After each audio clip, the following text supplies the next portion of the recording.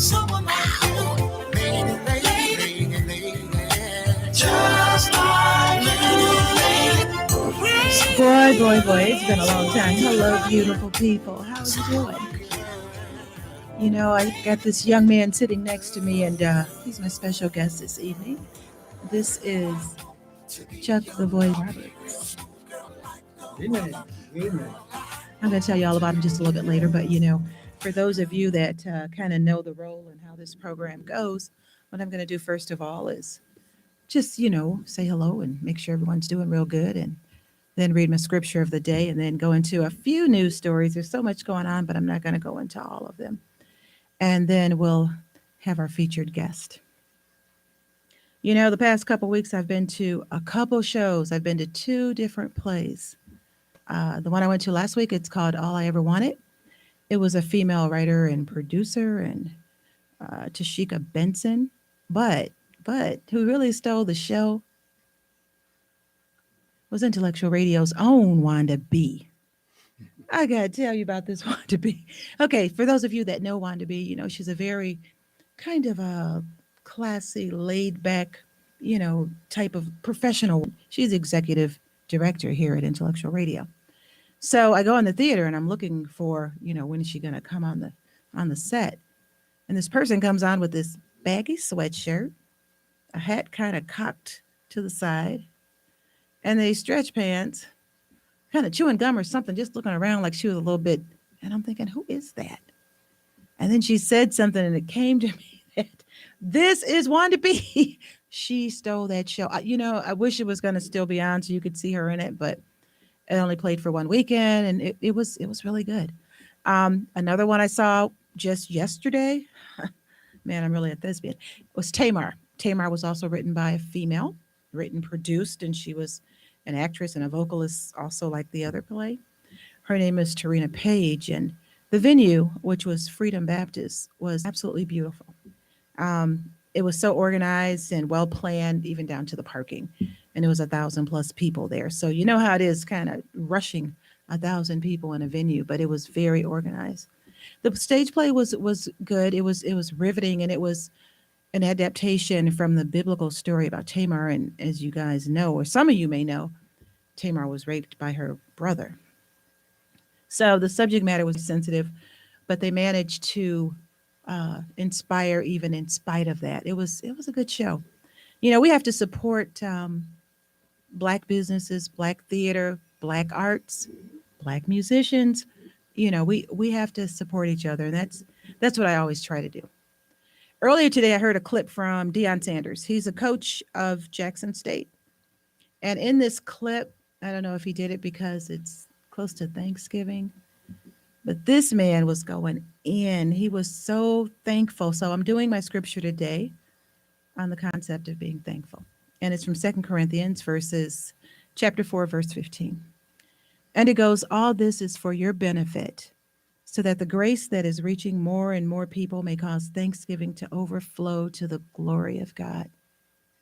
And you may ask yourself, what is that scripture about? Well, in this scripture, Paul reminds the Christians in Corinth about all of his suffering and why he endured it and why he endured so much. He tolerated this hardship in order to shine the light of Christ to more and more people. In short, he did this for the sake of others like him. Despite what many think, all you people of God and people that aren't of God, faithfulness to God does not protect a person from earthly difficulty. We're all going to go through trials and tribulations. But as more people believe in Jesus, more people will receive God's grace. The more people who receive God's grace, the more people who will give thanks to God, and more glory will be brought to God. Now I want to jump on these news stories really quick because I cannot wait for you guys to hear more about Chuck the Voice Roberts. This small segment, it's going to be a couple of news stories, is news you can use. Despite last year's demonstration supporting racial justice and efforts at political reform, the system that devalues Black lives remains largely and powerfully intact. Kyle Rittenhouse, the 18-year-old on trial in Kenosha for shooting 3 people and killing 2, represents the epitome of white privilege in America. Rittenhouse, who has pleaded not guilty to 6 charges, including reckless homicide, intentional homicide, and attempted intentional homicide, cried during emotional testimony on Wednesday. Anyone watching the proceedings who was unfamiliar with the events that led to this trial would be forgiven for assuming that Rittenhouse was the victim of unspeakable crime rather than being its accused perpetrator. He was the perpetrator. He protracted sobs, and the people obvious reaction to them spoke volumes. I mean, when they saw this little boy on there fake crying, and I'm saying this not because I have anything against Rittenhouse, but because as he cried, he turned around and stopped crying and was watching for a reaction. Then he started crying again. I was watching him. But this spoke volumes about the moment America now finds itself. Whether or not Rittenhouse is convicted, the perspective he represents, galvanized by the anger, fear, and prejudice of white Americans, has already achieved its ends, normalizing a kind of racial privilege exposed but far from extinguished in the wake of George Floyd's murder last year. During racial justice demonstrations in Kenosha in the summer of 2020 that were sparked by the police shooting of Jacob Blake, Rittenhouse allegedly crossed state lines, driving from his hometown of Antioch, Illinois, and later arming himself with an AR-15 style rifle. Yet Rittenhouse tried to tell a different story, with his tears on the stand portraying himself as a non-aggressor, saying that he felt in fear of his life as he fatally shot Joseph Rosenbaum and Anthony Huber to death. He also wounded Gage Crosskretz. The babyface vigilante has become a hero for many among the far right-wing political establishment, who have held him as a paragon of virtue, brave enough to stand up to the sinister foes of Black Lives Matter movement. The circumstances of his trial reflect the way in which race shapes America's unequal criminal justice system. The defense rests on Thursday. Closing arguments begin tomorrow, on Monday. And Wisconsin is bracing with the National Guard intact. Keep your eye on this one. Keep your eye on this one. Elliot Reed, another story. Elliot Reed, 50, was out on his daily morning bike ride in Seabrook, Texas. Everybody loves Texas. I got so many friends that migrated from here to Texas. The cost of living is low. You can get a lot of house. So this young man, 50 years old, was out riding his bike in a place called Seabrook. I'm not sure where that's at, but on October 29th, when a 25-year-old Colin Joseph Fries pulled his vehicle up alongside him at a stop sign and began harassing him. He said, "You need to get out of the neighborhood because you're making a lot of people nervous." Fries, a white man, told Reed, a black man. According to the police incident report, the assault happened near the 100 block of Hampton Springs Drive and Lakeside Drive. Both Reed and Fries live nearby. Both men live in the neighborhood. In an interview with ABC, Reed said he crossed the median of the road to try to distance himself from Fries, but Fries followed him and continued harassing him. "You don't live here, and if I catch you, I'm going to do something to you," he threatened. Fries got out of his car, and that's when Reed said the man started calling him the N-word, of course, in several different ways, over and over. Reed tried telling Fries that he did indeed live in Seabrook, in that neighborhood, and at one point he flagged down a nearby neighbor to verify it. Reed also began recording the altercation with his cell phone. Fries then chased Reed across the road and onto the sidewalk and started attacking him. As confirmed by 2 eyewitnesses in the police incident report, Fries began punching Reed until he was unconscious, then continued to beat him. Reed physically suffered a fractured cheekbone, cuts to his face requiring numerous stitches, a broken tooth, and a burst blood vessel in his eye. Fries was arrested nearby soon after. People saw it.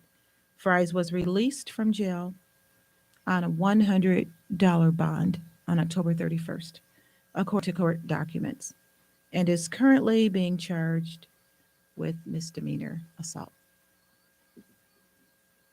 Out of Hyde Park right here in Chicago, a community anchored by the university has been shaken to its core after a series of violent acts on Tuesday. A 24-year-old man was killed in one of those acts, shot during an attempted robbery as he walked just blocks from the school. The victim in the case was shot once in the chest and was taken to an area hospital where he was pronounced dead. An 18-year-old man was arrested Friday in connection with the fatal shooting of University of Chicago graduate Shou-Ching Chung. Alton Span was placed into custody Friday afternoon and charged by the Cook County State's attorney with first-degree murder, unlawful use of a weapon, and armed robbery. According to the police, Span approached 24-year-old Chung, announced the robbery, shot the University of Chicago graduate in the torso, and took his personal belongings.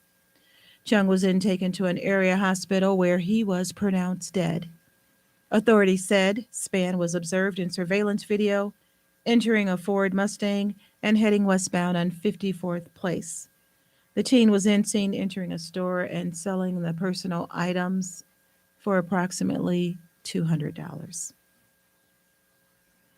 Out of Fort Lauderdale, for all of you folks, I was telling you during tax season about these PPP loans, and I said, be real careful.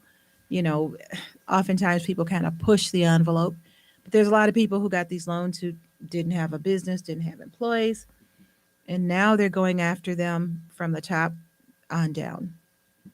Out of Fort Lauderdale, Florida, the daughter of a South Florida county commissioner who is running for Congress pleaded guilty Wednesday to stealing $300,000 in COVID-19 relief funds.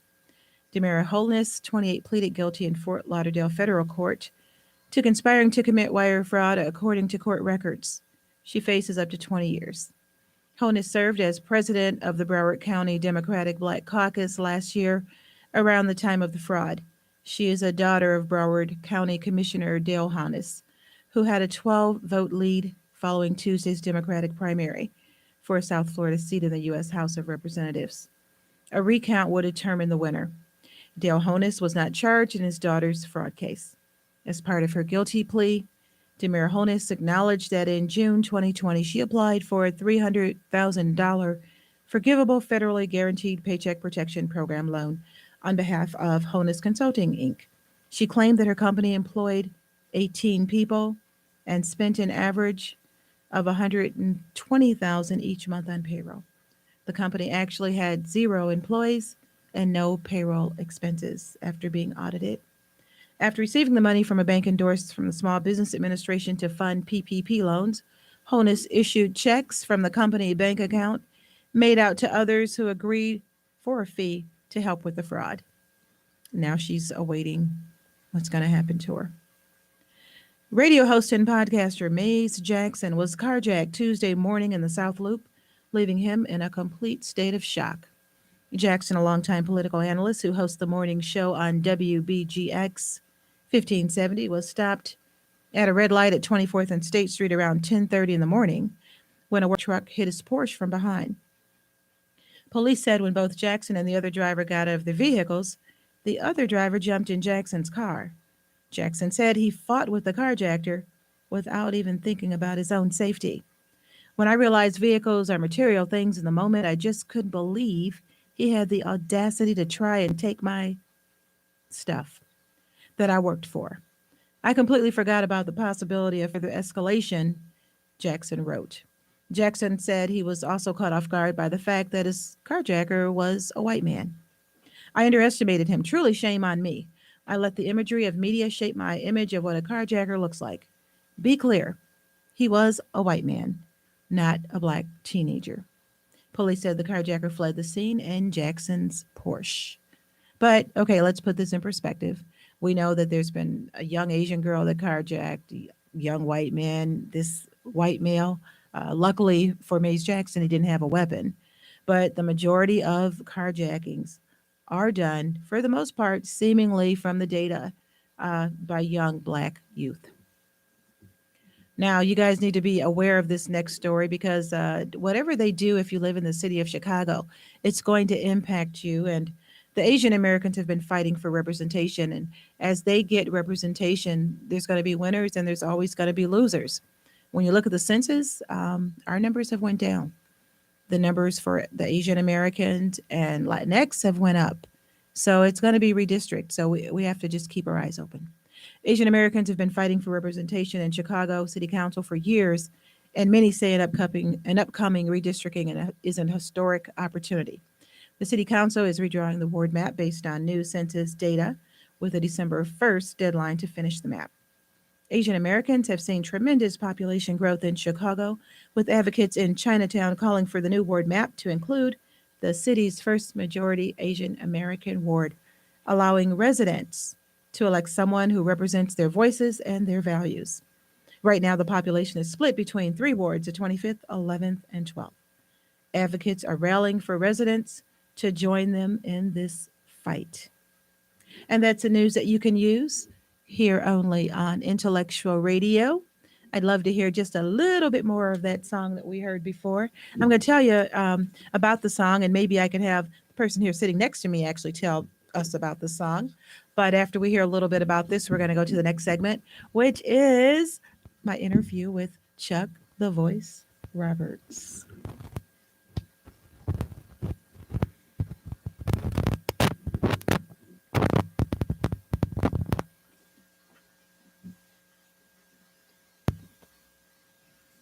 Moments of silence are good. They are. They're good.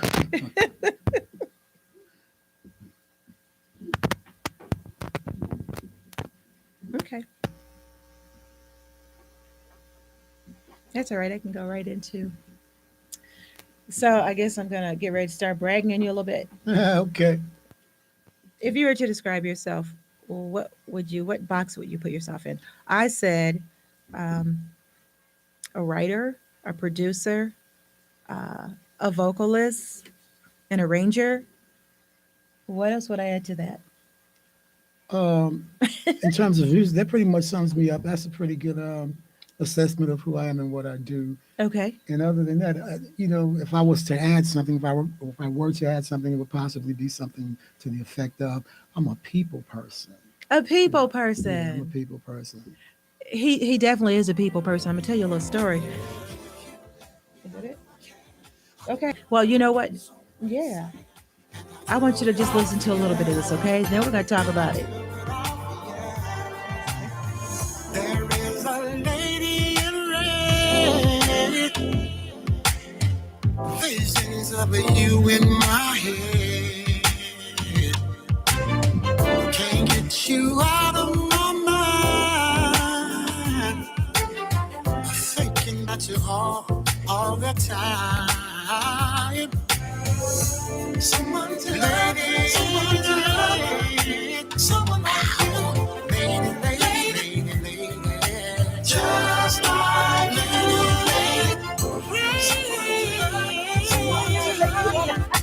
someone like you, lady.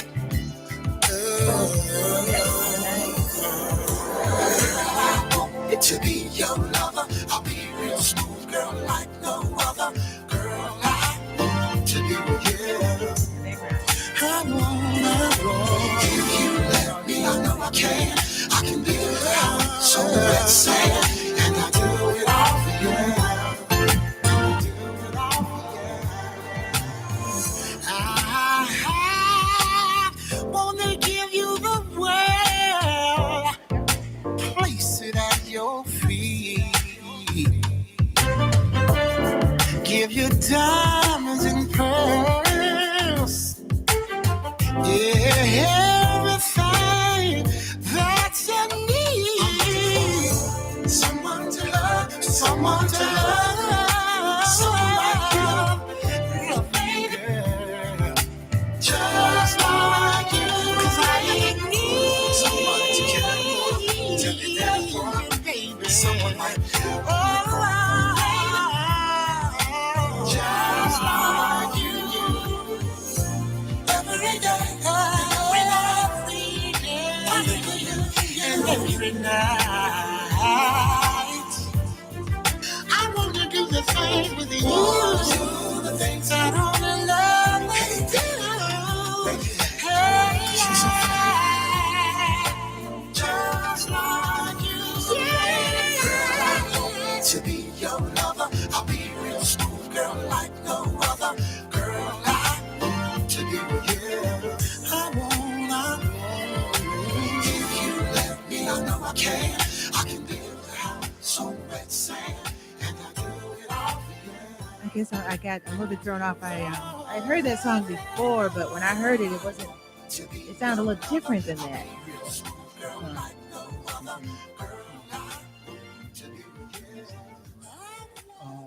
kind of how I work is inspired from beginning to end. So the way you hear a song in the beginning, it won't be totally different, but a lot of times I go through different metamorphoses and it's a little bit different by the time it gets to the end. Who wrote the song? I wrote the song. Oh, look at did you? Oh, go on now. Did you? Okay, so now I'm going to read a little bit, just a little snippet of his bio. But I did not tell you. He was saying how. What were you saying before we went to this song? This song just threw me totally off. Well, you would. It threw me. You wanted to get up and step. It's like it threw me totally off. Okay. Glad you guys like it. You were pretty much giving a description of how you view me, and that was a real accurate description. And the only thing I added to And you it, added, yeah. yeah, I'm a people person. A like people person. Yeah. That's what he told me. He said he was a people person. I said, yeah, I got a story for this people person. So when I got to studio a little bit early and he called, he said, you're in the studio already? I said, yeah.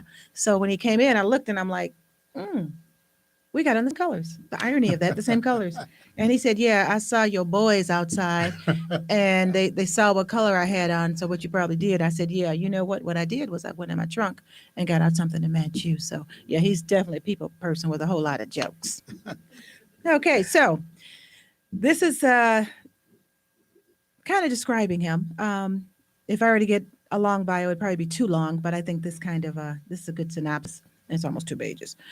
In a scene dominated by DJs and producers, it's hard to believe that the most definitive moment in the birth of house music came not from beats, chords, or vocals, but a sermon. The house music gospel or the preacher's anthem are just a few of the descriptions of anyone with even a passing interest in the genre will no doubt have heard in the impassioned intonation of "In the beginning there was Jack." I'm not doing that justice. And Jack had a groove. The opening line of Chuck Roberts' soul-stirring speech, a performance that was first heard in Rhythm Control's seminal 1987 track, My House, later resampled by Larry Heard, a.k.a. Mr. Fingers, for Can You Feel It, often cited as the first deep house record ever released, as well as sampled on well over 120 various recordings. Hope you got paid for it. Chuck explained to his people, spoken in a godly voice straight from the house book of Genesis, in omnipotent detail of how house music was born and the impact that it has on your body and soul, which was cemented on wax in the recording My House. Then Jack disappeared back into the heavens, only to be heard all over the world, but never seen. For you see, in Jack's realm, there's no time. Since then, househeads had anticipated his return for decades as they were eager to come up into the presence of more knowledge and wisdom of Jack's house. Little did the world know that an impromptu performance at the 2017 Chosen Few DJs House Music Festival in Chicago would serve as a catalyst to re-energize the already timeless a cappella. The viral success of that performance launched in the beginning There Was Jack, which was released on Ultra Music in 2018, produced by Terry Hunter and also featuring great Monique Bingham. Once again, Chuck Roberts' ability to rouse emotion through his rapturous delivery, a marked contrast with the glitzy diva vocals that came to define the disco sound of decades previous. The sermon itself is an ode to unity, oneness, and inclusivity within house music, declaring that no one man owns house because house music is a universal language, spoken and understood by all. Since his rebirth in 2017, Roberts has graced the stages of festivals and clubs around the world, delivering his spine-tingling sermon as a reminder to dancers, many of whom weren't yet alive then. Alive in 1987, that as well as fulfilling hedonistic pursuits, house music has always served a higher purpose of uniting people from all races, genders, sexualities, and walks of life. Help me welcome Chuck the Voice Roberts, producer, vocalist, writer, arranger, and people's person. Thank you. You're too kind. You know, it's interesting. I didn't know that it started from a sermon, but it does sound like a sermon when you even say it, because even reading it, that one line that you say that everybody knows, it sounds like you're preaching on a mountain. Are you spiritual? I'm very much so. Yes, I am. Okay. Can you just say that line now? Which line would that be? You know the line, Jack. Are we Um, talking the opening line the for the opening stage? in the yes, the Now opening line. let's see, how does that go? Oh, With that, with that deep voice. how many chucks would a woodchuck? Not that right. You Okay. know what? I told y'all he Oh, had oh, a sense of humor. I think it goes a little something like this. In the beginning, there was Jack, and Jack had a groove, and from this groove came the grooves of all grooves.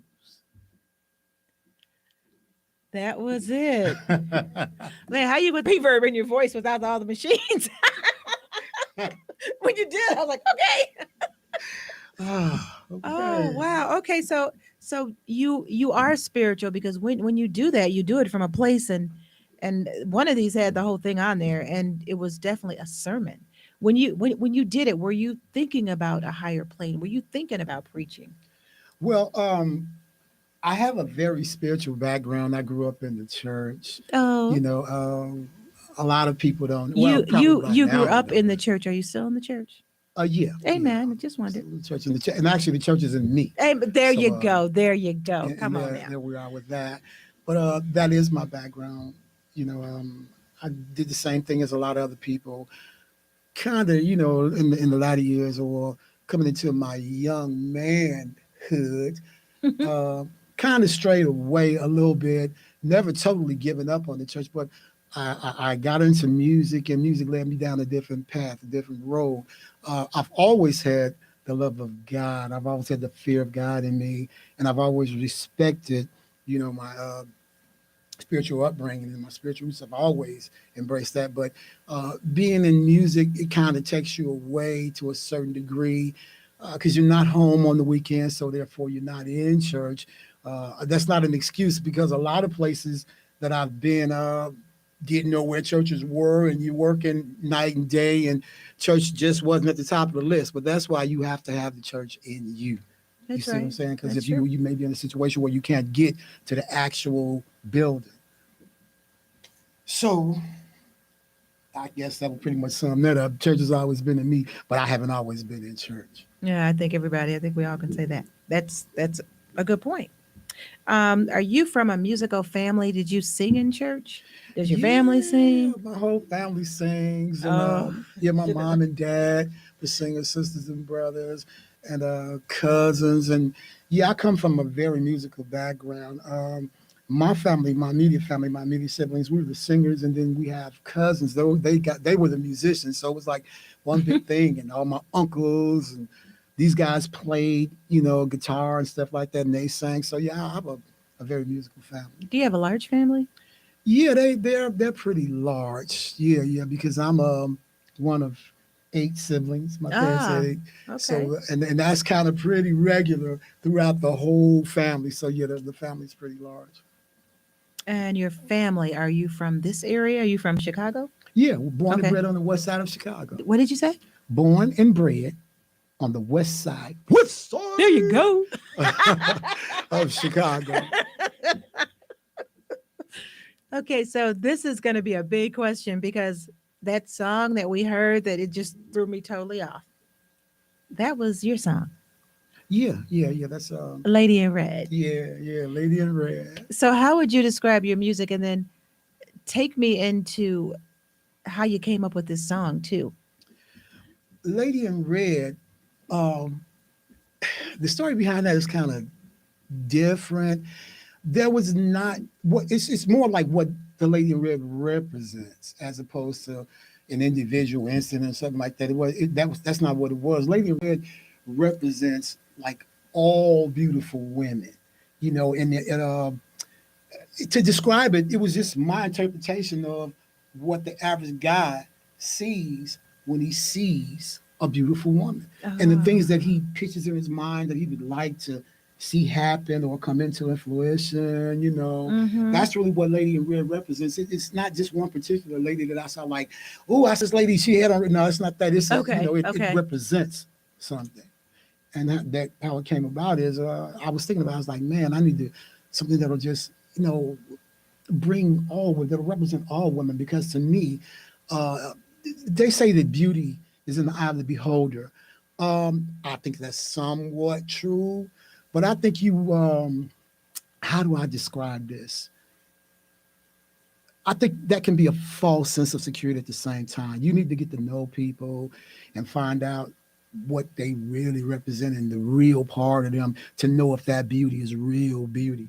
You see what I'm Okay. saying? If that Okay. makes sense. It does. It does. He's a complicated man. No one understands him but his woman. Okay, John. Okay. All right. And you would describe your music. How would you describe your music? Because you're kind of reaching into different genres. And we're going to even talk about you're reaching into different projects. Sure. From singing in a different language to. Go ahead, describe your music. I'd like to, if I had to put a label on it, I would consider it universal because there's so many different elements in the stuff that I'm doing. I would just label it as being universal. I'm not tied to one genre because I love and I embrace so many different genres of music. So that probably would be the best way to describe it, universal. So you do all kind of genres, all of them. I attempt to do. You ever do all types blues? of You ever stuff. do blues? Yeah, Okay. I did some blues back in the day. Because you kind of have a. I just wondered. Yeah. Thing in your voice, yeah. I was, as a kid, I was on the road. I toured a little bit with Bobby Rush. Mm. I'm letting the cat out of the bag, but with the age thing as well. But yeah, that was actually my first experience on the road, playing behind this blues singer Bobby Rush, and back in I think like in the 80s, late 80s, early 90s. But Bobby Rush he's a staple in the blues genre. That was my first real road gig. I had never been to the South in my life, and the first time I was playing with Bobby Rush. So I got a taste of the blues. Maybe some of that stuff stayed. Maybe some of that stuff stayed. If you hear that could be where the blues influence came from. How'd you like doing that? Because when you go do something like that, you play in these hole in the wall places in the South. Yeah, these buckets. It's like, it was. That's a fair assessment of it. It wasn't like I thought it would be. Because as a kid, we did the band things, but we also saw what was portrayed on television. It's not like that in real life for the most part, especially in the blues genre and at that specific time. Yeah, it wasn't luxurious, it wasn't glamorous, none of that. It was a gig, it was an experience. My first time being away from home, I kind of enjoyed that. The music was different, but it was something that I think I needed to experience, and it did help me. It did help me to a certain degree. I learned about blues, from that experience, and blues has its place. I have a lot of respect for the blues genre. Mm-hmm. Okay. How did you get associated with house and dance music? House music. Have you always been a house head? I mean, are you a house head? Obviously you are. Yeah, I'm a house for real. For real. Yeah, I got exposed to it. We used to work and record in a club called what was the name of the club? That's sad because we recorded that record. The first recording was done in the factory because the factory. Oh, the factory. That was yeah. We the owner of the factory built us a studio, and he actually built it because we were doing R&B. We had an R&B band, and we wanted to record. We were spending so much of his money, in recording studios until he figured out it probably would behoove me to do this for myself, and we could save some money that way. And then we had 24-hour access to a pretty nice setup that he put together. So we were doing R&B, but there was a lot of kids, like some of the DJs, cats like Quick Mix Claude. They were doing the house thing, and I would hear it, like on a Saturday night. I would hear it, and I was like, "That's different." And it didn't really pull me in until I kept getting the taste of it. And then what really drew me into it is I was like, "Hold on, wait a minute. These not the people that normally hang out here. These are all kinds of people." Mm-hmm. So it just kind of drew me in, and the beats was dope. The DJs was mixing, it was just a really nice, a good, friendly atmosphere, and people was accepting. I was like, this is real different from what we used to, because those people over there, they wouldn't even talk to those people over there, but they're all out on the dance floor. It's like, okay, this is dope. This looks like it's gonna be something, and just pulled in from it, because house music has that ability. and I'm probably getting ahead of myself, but Mm. trust me, if you know anything about house music, it's not just a genre of music that's just put together with beats and bars and lyrics. No, house has a feeling. It has a whole different situation as opposed to any other music in existence. House is in a group by itself. There's different types or different labels that's associated with it, but house music itself, it stands alone and it needs no support because it's strong. Just the vibe, the whole thing that house represents is it's deep. Wow, you for real, you are. Um, okay, I know how I think you're gonna answer this because you're kind of this kumbaya, we are the world. Anyway, the origin of house music. You go on the East Coast, they say house music origin is in New York. You come over here, the factory, or in Chicago, they say it actually originated in Chicago in the 80s. What would you say? What say you? I'm going to give you the truth. The Okay. buck stops here. Okay. He said, let me just okay, go ahead. House music is a universal language. But no, this actually I knew house it. music. I knew he was gonna go it there. it originated here in Chicago. House music was it was invented here. It was created here. New York had a really strong vibe, and they had a great contribution, and a lot of things was happening around the same time. But it originated here. For the books, house music was created in Chicago. This is where it started. And you're sticking to that story. That's my story, and I'm sticking to it. Okay, house music, Chicago. Okay, boy, they every time you talk about house music, and I know there may be a few of my friends there from New York that are listening. You heard it here from Chuck the Voice. That house music originated in Chicago. Okay, tell us how in the beginning there was Jack came about, and did you write that? Yes, I You did. wait, do you write everything? Um, I didn't write the preamble. I didn't write. Okay. The Pretty, preamble of the you oh I mean all of your material. I'm like the pretty much, preamble. pretty, pretty much, pretty much. I would say 99% of the stuff that I do, I write. Ah, Yeah, do you write for other people too? I do. I do. Oh man, yeah, that's right. Okay, we won't even Right, discuss right. it. We know. We know. We yeah Yeah. yeah Right, right, right. we're not gonna even. Okay, so how did you come up with that? Where With does that? in the beginning, Yeah. it kind of relates back to what we were just speaking about. That whole vibe, seeing what was going on, and how I got involved in that project is again, Tom Lewis, which was the producer, executive producer, and also manager. He was managing the kids that did beats, that did tracks, house tracks, Mm. and they came up with this track, which is My House by Rhythm Control. And Tom was saying, I know what'll really make this pop. Of course, they weren't using that term back in those days, but I know what'll make this record move. I have an artist that I'm managing, and Chuck is from the church, and this got a vibe, and he will know how to lay it down. And at the same time, the guys was vibing off that "I Have a Dream" speech, so they was in that Martin Luther King frame of mind, and they kind of had an idea of what they want to do. I said, okay, yeah, that is dope. That is dope. I said, but I think let me really get into this and give me a few days. I think I can move maybe in that direction, but I got more that I want to put on it. I'm really influenced because I fan of Martin Luther King's, but I said, we can do this. Let's move in that direction, but let's be original and put our own spin on it. And just give me a few days to think about it. And what had happened was, I just started thinking about what I saw at those parties at the factory.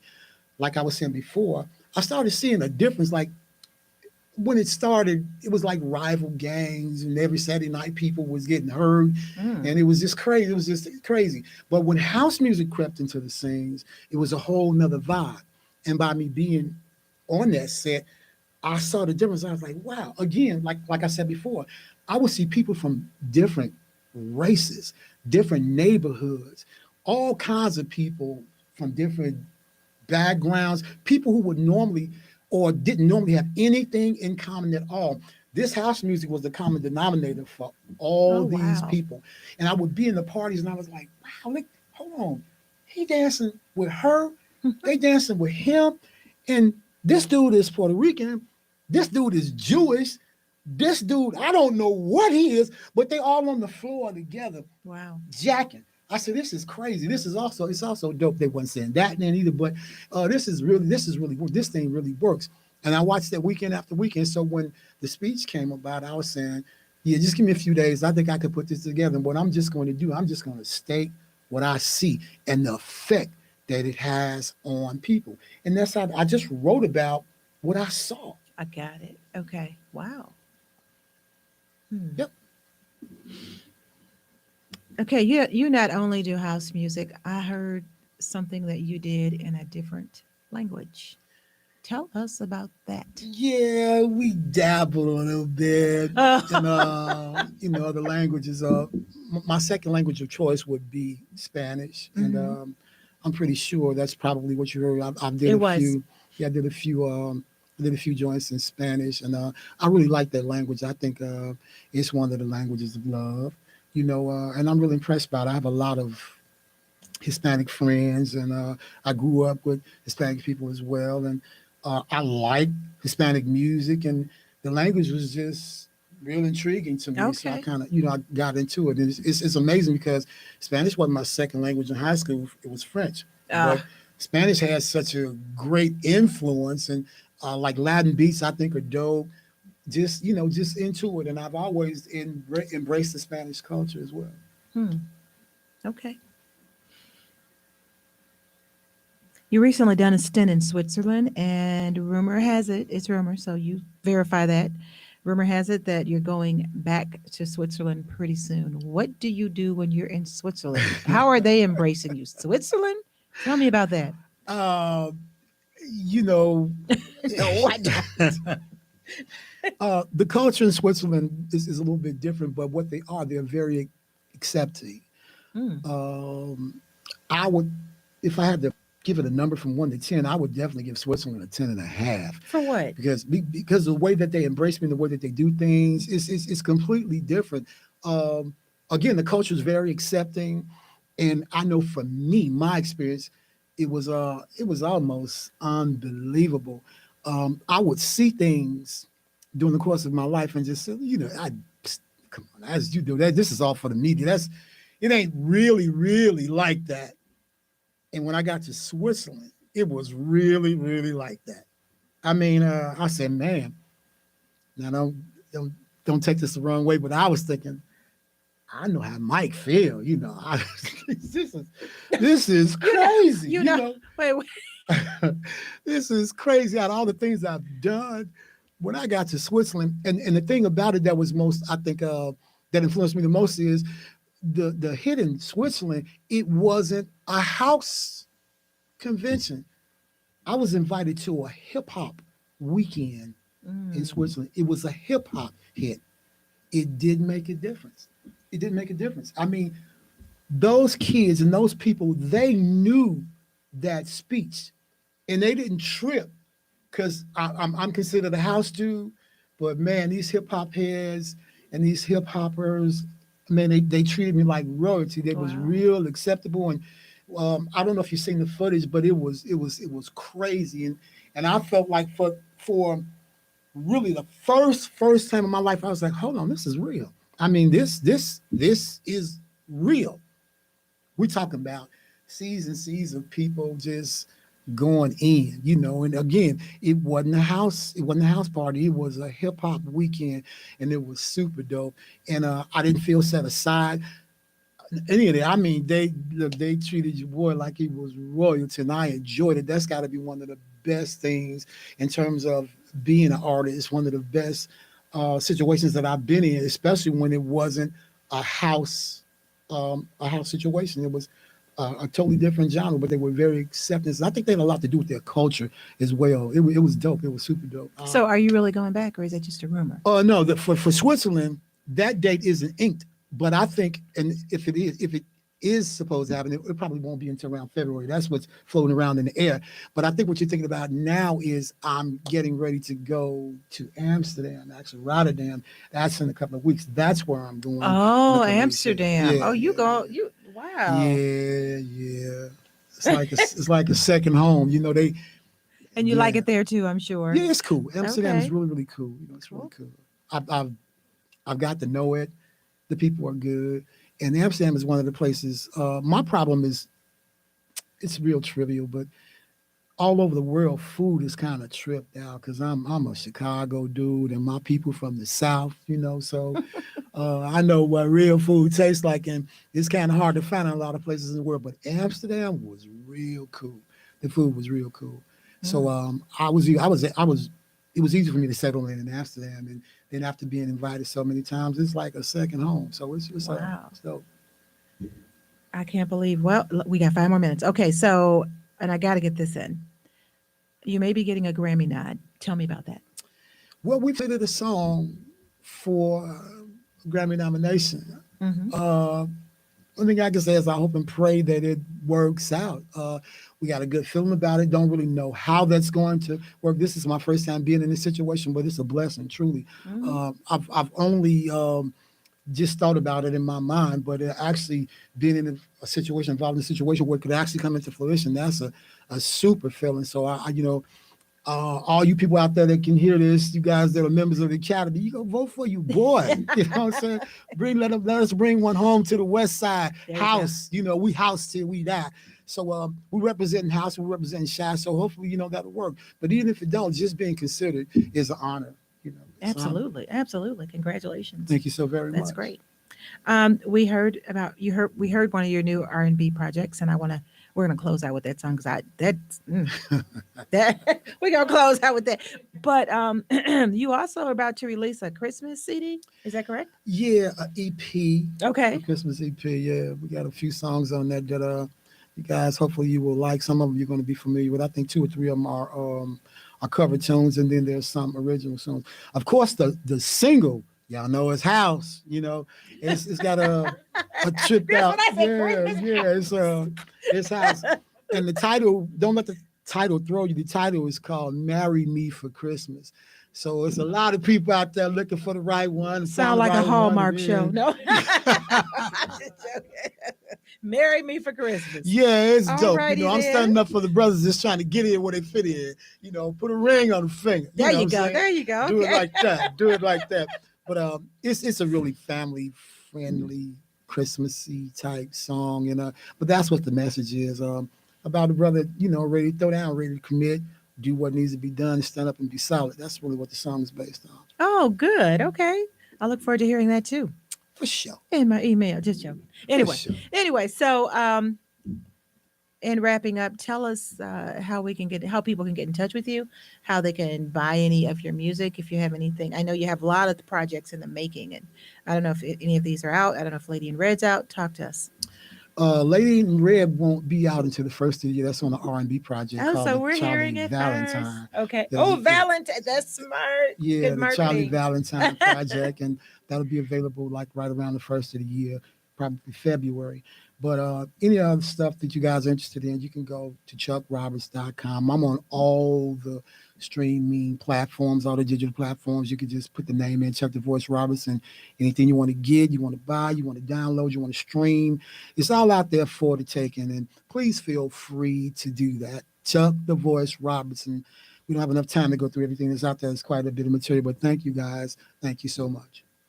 And I want to thank you too, Chuck. I am just, this is like my first time back here in a long time. Okay. So this is like homecoming. Yeah, I appreciate it. This is like homecoming. And when I reached out to you, you were like, look, whatever you need. Absolutely. And Absolutely. I appreciate this is my that. girl, y'all. There you go. So when you get that Grammy nod, don't forget. Yeah. Girl. Y'all vote for your boy. Bring one home. There you go. So thank you again for being so on the very, show, very and welcome. thank you for being so gracious. It's always a privilege and an honor talking to you and knowing you. And when you blow up, like when this lady in red and everything's gonna just happen at one time. That might do a little something, huh? Yeah, that threw me totally. And I could read, okay, but I was like totally threw me off. So we're gonna hear from that. And next week I want you guys to tune in same time at 6:00. We're going to have another musician, Dennis Smith. So all of you should tune in to see Mr. Smith. He has a CD out too, and he wrote almost 90% of the songs. But in the meantime, we are going to close it out with one of my new faves, Lady in Red. There is a lady in red, visions of you in my head. Can't get you out of my mind. Thinking about you all the time.